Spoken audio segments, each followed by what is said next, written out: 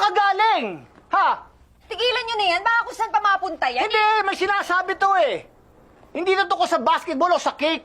Ano ba yan? Tumbukin mo na. Wala. Ano eh, hindi wala to. Halika dito. Hindi wala yan. Matagal na tayo hindi nagkikita-kita. O, hindi bagong issue to. Malamang to, luma na to. Ano, tungkol sa tindahan. O, matagal ba lang hindi, himutok yan. Hindi ko pinaghihimutok yan dahil kusa akong umalis. O, yun na nga. Kusa kang umalis, hindi kita pinaalis. Natural, hindi mo ko kailangan paalisin dahil magmula nung bumalik ka galing Japan, sa puwera na ako. Eh, di tama nga ako. Di may issue ka nga. Tama na sabi! Para kayo mga bata ayaw nyo makinig! Wow! Nagsalita ang ate, akala mo sino marunong makinig? O, ba't sa akin napunta bigla? Whoa! Oh!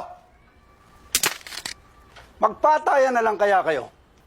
Kung pupunta lang kayo rito para mag-away-away, wag na. Para kayong hindi magkakapatid ah.